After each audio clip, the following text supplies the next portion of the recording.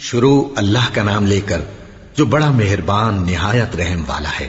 وہ قادر مطلق جو ہر خامی سے پاک ہے، ایک رات اپنے بندے کو مسجد حرام یعنی خانہ کعبہ سے مسجد اقصی یعنی بیت المقدس تک، جس کے چاروں طرف ہم نے برکتیں رکھی ہیں، لے گیا تاکہ ہم اسے اپنی قدرت کی نشانیاں دکھائیں۔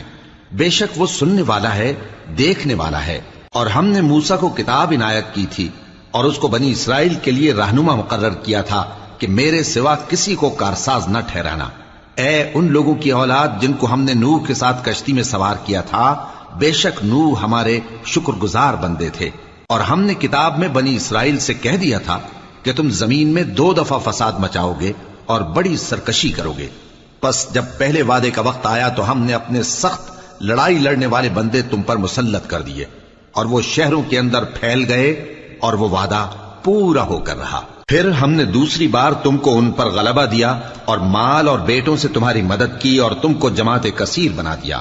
اگر تم نیکوکاری کرو گے تو اپنی جانوں کے لیے کرو گے، اور اگر اعمال بد کرو گے تو ان کا وبال بھی تمہاری ہی جانوں پر ہوگا۔ پھر جب دوسرے وعدے کا وقت آیا تو ہم نے پھر اپنے بندے بھیجے تاکہ تمہارے چہروں کو بگاڑ دیں، اور جس طرح پہلی دفعہ مسجد بیت المقدس میں داخل ہو گئے تھے اسی طرح پھر اس میں داخل ہو جائیں، اور جس چیز پر غلبہ پائیں اسے تباہ کر دیں۔ امید ہے کہ تمہارا پروردگار تم پر رحم کرے، اور اگر تم پھر وہی حرکتیں کرو گے تو ہم بھی وہی پہلا سلوک کریں گے، اور ہم نے جہنم کو کافروں کے لیے قید خانہ بنا رکھا ہے۔ یہ قرآن وہ رستہ دکھاتا ہے جو سب سے سیدھا ہے، اور مومنوں کو جو نیک عمل کرتے ہیں بشارت دیتا ہے کہ ان کے لیے اجر عظیم ہے، اور یہ بھی بتاتا ہے کہ جو آخرت پر ایمان نہیں رکھتے ان کے لیے ہم نے دکھ دینے والا عذاب تیار کر رکھا ہے۔ اور انسان جس طرح جلدی سے بھلائی مانگتا ہے اسی طرح برائی مانگتا ہے، اور انسان بڑا جلد باز ہے۔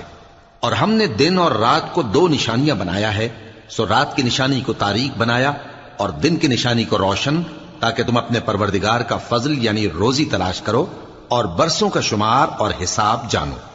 اور ہم نے ہر چیز کی بخوبی تفصیل کر دی ہے، اور ہم نے ہر انسان کے اعمال نامے کو بصورت کتاب اس کے گلے میں لٹکا دیا ہے، اور قیامت کے روز وہ کتاب اسے نکال دکھائیں گے جسے وہ کھلا ہوا دیکھے گا۔